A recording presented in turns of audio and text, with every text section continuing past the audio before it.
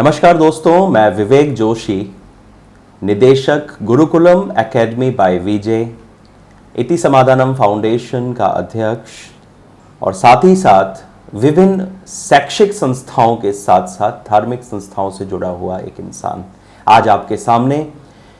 एक जो लंबा दौर हमने देखा, एक जो लंबा समय हमने कोरोना जैसी महामारी का हमने देखा, उस युग के बाद में आज जब लोगों का जीवन दोबारा पटरी पर आने को हुआ, तो आज हम देख रहे हैं कि दोबारा से ये कोरोना अपना पैर पसार रहा है। आज हम देख रहे हैं कि कोरोना किस प्रकार से हम सभी को दोबारा से अपने अंदर जकड़ने का प्रयास कर रहा है।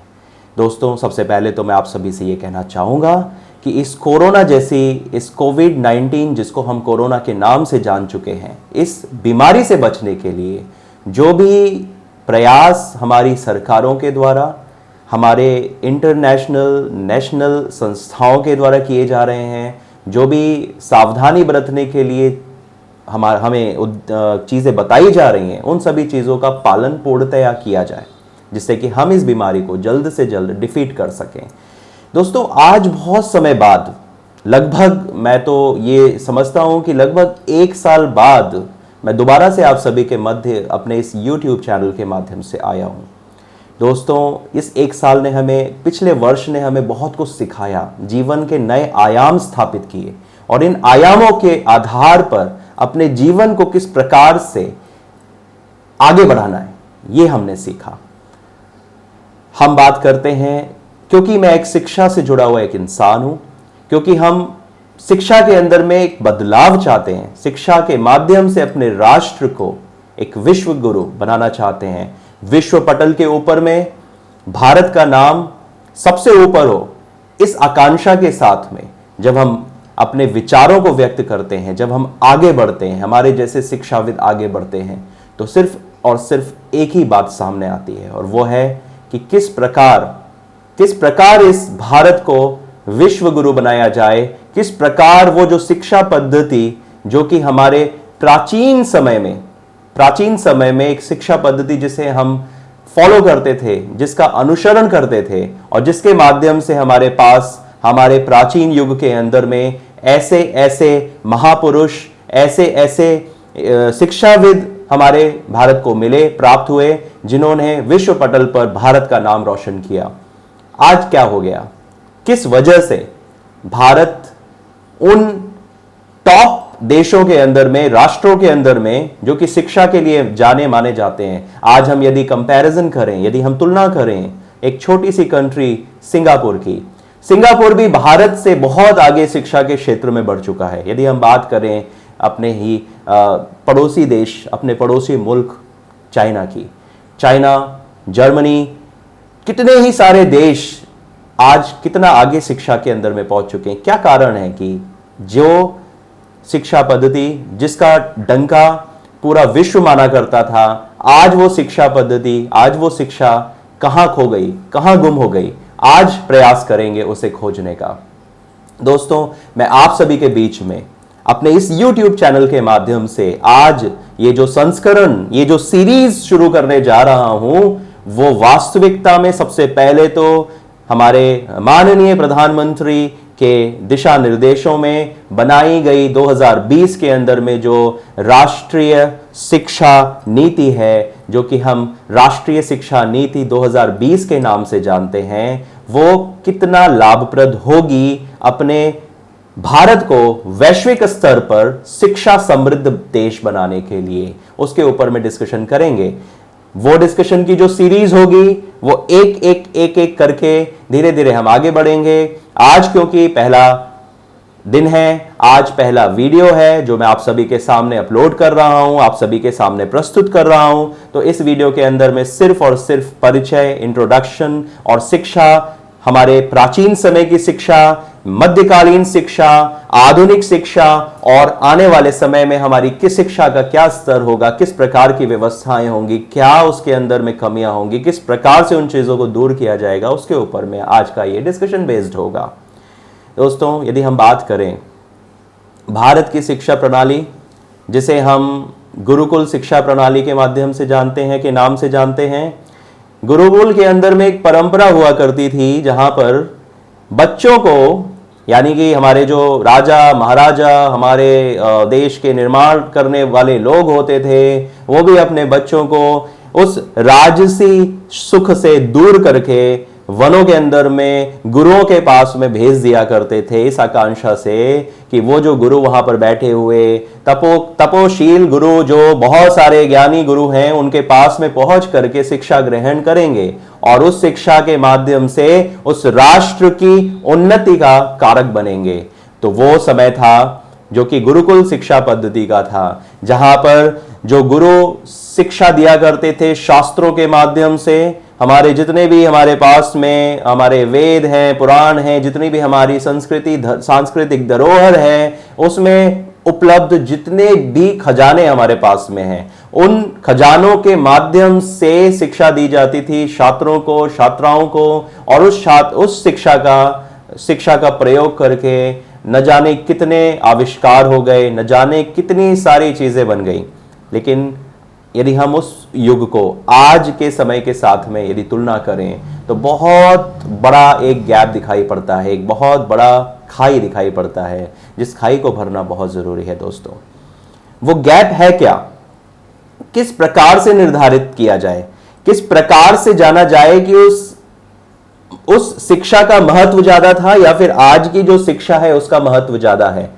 आपको एक छोटा सा उदाहरण बताना चाहूंगा मेरे प्यारे दोस्तों, कि जब हम बात करते हैं बहुत सारी बड़ी बड़ी इनोवेशंस की, बहुत सारे रिसर्चेस की, बहुत सारे आविष्कारों की यदि हम बात करते हैं, तो आज का जो साइंस है वो साइंस वास्तविकता में हमारे पुराने समय के साइंस से बहुत पीछे है। मैं ये मान करके चलता हूं कि हम उस साइंस की बराबरी करने में बहुत पीछे रह गए हैं। उसका कारण समझिएगा, जब हम बात करते हैं कि हम देखते हैं कि हमारे प्राचीन मंदिरों का निर्माण जो हुआ, हमारी प्राचीन विरासतों का जो निर्माण हुआ, उन विरासतों के अंदर में ऐसी ऐसी साइंस, ऐसी ऐसी इंजीनियरिंग, ऐसे ऐसे लोगों ने इस प्रकार से कार्य किया कि जो कि बहुत ही अद्भुत है, जो कि बहुत ही ज्यादा रिसर्च करने योग्य विषय हो जाते हैं। उस समय, पुराने समय में जो आज टेक्नोलॉजी हम यूज कर रहे हैं, उस समय में एक भारी पत्थर को भी एक जगह से दूसरे स्थान पर ले जाने की जब सुविधा नहीं हुआ करती थी, लोग अपने दम पर, अपने बल पर चीजों को एक जगह से दूसरी जगह पर पहुंचाते थे।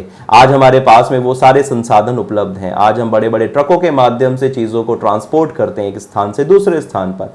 वो समय था जब इंसान एकजुट होकर के चीजों को निर्माणित किया करते थे, कितने अच्छी व्यवस्थाओं से, कितने अच्छे अपने कला कौशल के माध्यम से उन चीजों का निर्माण कर पाते थे। वो साइंस, वो टेक्नोलॉजी, वो वास्तविकता में आज कहीं खो करके रह गई है।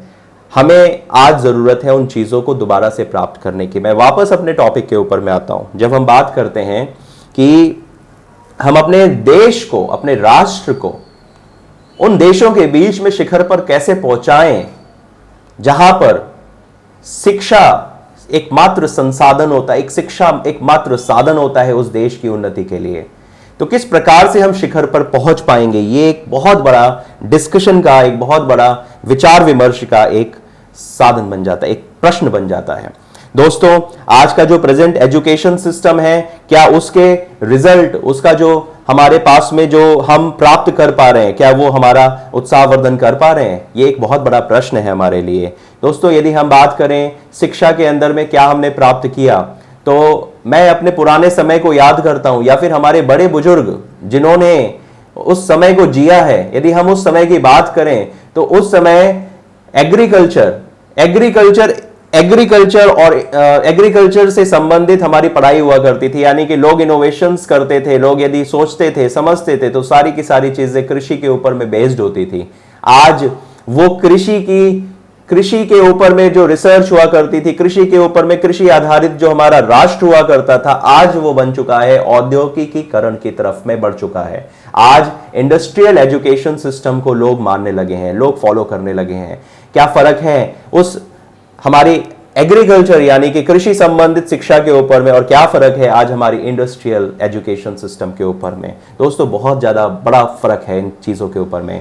आज मैं देखता हूं कि एजुकेशन सिस्टम के अंदर में जो कमियां हैं वो हम आज सिर्फ और सिर्फ मशीन्स के गुलाम बन करके रह गए। आज इतनी डिपेंडेंसी हो गई है मशीन्स के ऊपर में। तमाम तरीके के जो उपकरण हैं, लैपटॉप हो गया, कंप्यूटर्स हो गए, कैमरास हो गए, हमारे पास में आज हमारे आसपास जितनी भी व्यवस्थाएं हमें दिखाई पड़ती हैं वो सारी की सारी व्यवस्थाएं जो टेक्नोलॉजी की देन है, उन टेक्नोलॉजिकल डिवाइसेस के ऊपर में, इक्विपमेंट्स के ऊपर में हम इतना डिपेंड हो गए हैं कि हम एक मशीन के बंद हो जाने पर स्वयं को बंधा हुआ बंद महसूस करते हैं। और इसका जीता जाता उदाहरण पीछे कई बार कई तरीके की राष्ट्रीय आपदाओं में जब हम किसी एक प्रॉब्लम में फंसे होते हैं, जब कहीं पर कोई भूकंप आता है, जब कहीं पर कोई किसी प्रकार की बाढ़ का आगमन होता है, तो वहां पर जो वहां की व्यवस्थाएं चरमरा जाती हैं, इंटरनेट बंद हो जाते हैं, तो उस टाइम पर देखते हैं कि किस प्रकार से हमारा जीवन रुक गया है। तो दोस्तों जब हम एग्रीकल्चर युग की बात करें, जब सिर्फ और सिर्फ कृषि के ऊपर में इनोवेशंस के माध्यम से लोग जी रहे थे, बढ़ रहे थे, खुशहाल जीवन जी रहे थे, लेकिन आज जिस प्रकार से हम एग्रीकल्चर से इंडस्ट्रियल मूवमेंट की तरफ, डेवलपमेंट की तरफ जब बढ़े हैं, तो निश्चित रूप से कहीं ना कहीं हमें बहुत ज़्यादा हराश है, बहुत ज़्यादा हमें हानि हो रही है। हमारे देश के डेवलपमेंट में हम कहीं ना कहीं अपने आप को खोते चले जा रहे हैं। दोस्तों ज़रूरत है एजुकेशन, अच्छी एजुकेशन सिस्टम के डेवलपमेंट की। हम जब बात करते हैं कि जब वो भी एक दौर था कि बच्चे किताबों से पढ़ाई किया करते थे, आज हम अपने आप को समृद्ध बनाने के लिए, आज हम अपने आप को डेवलप्ड करने के लिए उन किताबों से हट करके आज डिजिटल कंटेंट के ऊपर में, डिजिटल बुक के ऊपर में जब हम आ गए, आज जब सब हमारी पढ़ाई कोरोना काल के बाद में, आज जब सारी पढ़ाई हमारी डिजिटल प्लेटफॉर्म्स के ऊपर होने लगी है, तो आप खुद इस बात का अंदाजा लगाइए कि किस प्रकार से बच्चों की मानसिकता के ऊपर में उस शिक्षा का प्रभाव पड़ रहा है। क्या हमारी नई एजुकेशन पॉलिसी के अंदर में इन समस्याओं को दूर करने का कुछ ऐसा साधन दिया गया है? ये हम अपने नेक्स्ट वीडियोस में आपके साथ में शेयर करेंगे। दोस्तों जब हम डेवलपमेंट की बात करते हैं, जब हम समृद्ध होने की बात करते हैं, तो समृद्धता किन कारणों से आती है, उन कारणों को जानना, सोचना और उन पर विचार मंथन करना बहुत आवश्यक हो जाता है। दोस्तों आज मैं आपसे बात करना चाहूंगा कि क्या हमारा देश नॉलेज क्रिएशन के लिए, क्या हमारा देश इनोवेशन के लिए, क्या हमारा देश एंटरप्रेन्योरशिप के लिए आज तैयार है? क्या हम उसको लीड कर सकते हैं? यह प्रश्न हमें अपने आप से पूछना होगा। दोस्तों एक बहुत छोटी सी बात आज मैं आप सभी के सामने रखना चाहता हूं। मेरा एक दर्द है, वो दर्द ये है कि जब हम शिक्षा की बात करते हैं, जब हम ये कहते हैं कि आज हमारे बच्चे शिक्षित बन जाएं, तो आज के इस युग में, आज के इस भागम भाग वाले युग के अंदर में बच्चों की जो मानसिकता है, वो मानसिकता सिर्फ और सिर्फ अपने आप को ग्रेड करने की मानसिकता बन चुकी है। यानी कि इसका मतलब सीधा सीधा यह है कि आज बच्चों से पूछा जाए कि बच्चा आपने क्या शिक्षा ग्रहण करी, तो वो कहते हैं कि मैंने तो 10th पास कर लिया, मैंने तो 12th पास कर लिया, मैंने तो ग्रेजुएशन कर लिया। लेकिन क्या वास्तविकता में ये सही मायने हैं शिक्षा ग्रहण करने के? क्योंकि आज कुकुर मुत्तों की तरीके से खुले हुए विश्वविद्यालय, कुकुर मुत्तों की तरीके से खुले हुए विद्यालय, आज जो शिक्षा संस्थान, शिक्षण संस्थान हमारे मध्य, हमारे बीच हैं, जहां पर हम अपने प्यारे प्यारे नौनिहालों को, अपने बच्चों को भेजते हैं शिक्षा ग्रहण करने के लिए, क्या वास्तविकता में वो सही शिक्षा दे पा रहे हैं? ये एक बहुत बड़ा प्रश्न है। क्या वहां पर देने वाले जो शिक्षित व्यवस्थापक हैं, जो शिक्षक हैं, क्या वो समृद्ध हैं? क्या वो संपन्न हैं? क्या वो शिक्षा देने योग्य हैं? ये बहुत बड़ा प्रश्न बनता है, क्योंकि आज सभी प्रकार की जो व्यवस्थाएं हैं वो मेरिट बेस्ड हैं, वो आरक्षण के ऊपर में निर्भर हैं। आरक्षित व्यवस्थाओं के अंदर में जब शिक्षक का निर्माण होता है और वो शिक्षक जब शिक्षण संस्थानों के अंदर में जाकर के एक नौनिहाल को शिक्षा दे रहा होता है, तो क्या वास्तविकता में वो शिक्षक शिक्षा देने योग्य होता है? ये एक बहुत बड़ा प्रश्न है हमारे मध्य, हमारे लिए। आज विद्यालयों के अंदर में हम देखते हैं आमतौर पर बड़े बड़े कॉन्वेंट स्कूल्स, बड़े बड़े अच्छे इंटरनेशनल लेवल के जो स्कूल्स बना दिए गए हैं, जहां पर इतनी भारी भरकम फीसेस बच्चों से ली जाती हैं उनके निर्माण के लिए। उन स्कूल्स के पैटर्न क्या वास्तविकता में सही हैं? आप अपने बच्चे के एजुकेशन के ऊपर में ध्यान देकर के देखिए। जब आपका बच्चा स्कूल से घर पर आता है और उसके बैग के अंदर में रखी हुई उसकी डायरी खोल करके आप देखते हैं कि आज स्कूल के अंदर में बच्चे को क्या क्या शिक्षा दी गई है, आज बच्चे को क्या क्या इंस्ट्रक्शन दिए गए हैं, आज बच्चे को क्या होमवर्क दिया गया है। तो उस होमवर्क को देखने के बाद में बच्चा तो थका होकर के सोने के लिए या फिर बच्चा अपनी व्यवस्थाओं में उलझ जाता है।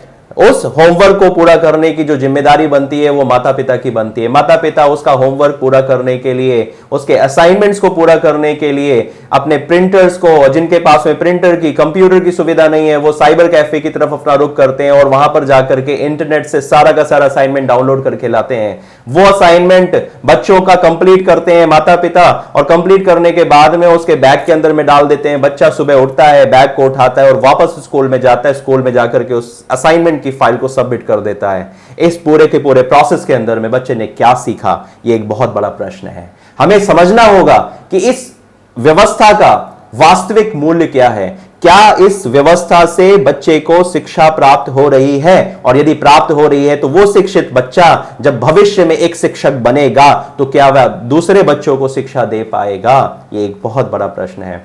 दोस्तों, जब हम बात करते हैं अपने भारत की, तो भारत के अंदर में तक्षशिला जैसी, नालंदा जैसे बड़े बड़े विश्वविद्यालय पाए जाते थे, जहां पर शिक्षा का इतना बड़ा संसाधन था कि हमारे देश को लूटने आए लुटेरों ने भी उन जगहों को ध्वस्त कर दिया। उस ध्वस्तीकरण के बाद में उस शिक्षा को तबाह कर दिया।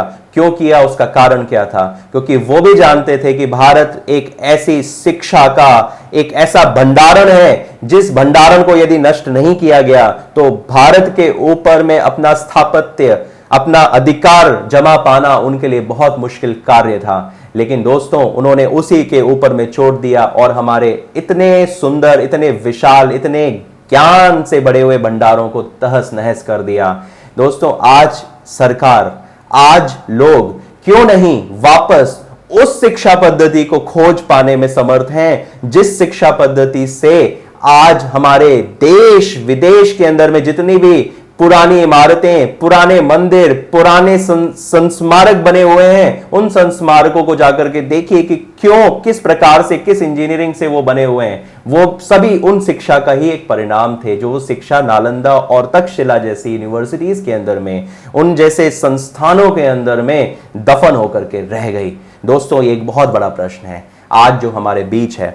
दोस्तों, मैं एक बार फिर आपका ध्यान आकर्षित करना चाहता हूं कि जब हम भारत की शिक्षा व्यवस्था की कमियों एवं दोषों की बात करते हैं तो बहुत सारी ऐसी चीजें हैं जो कि हमारी चुनी हुई सरकारों को सोचनी पड़ेंगी, समझनी पड़ेंगी, क्योंकि सिर्फ और सिर्फ शिक्षा ही एक ऐसा माध्यम है जिसके माध्यम से राष्ट्र को उन्नति की राह पर लेकर के जाया सकता है, राष्ट्र को खुशहाल बनाया जा सकता है, राष्ट्र को जितनी भी समस्याएं आ जा रही हैं उन समस्याओं से मुक्त किया जा सकता है, लोगों की मानसिकता को सकारात्मक किया जा सकता है।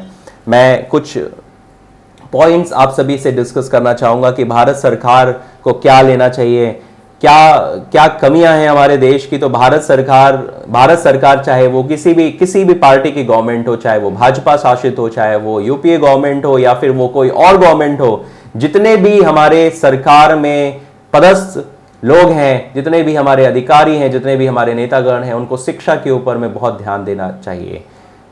दूसरा, हमारा जो शिक्षा का अधिकार अधिनियम है, जो कि राइट टू एजुकेशन के संदर्भ में, राइट टू एजुकेशन के माध्यम से जो शिक्षा सभी बच्चों को देने का हम एक वादा करते हैं कि वो वास्तविकता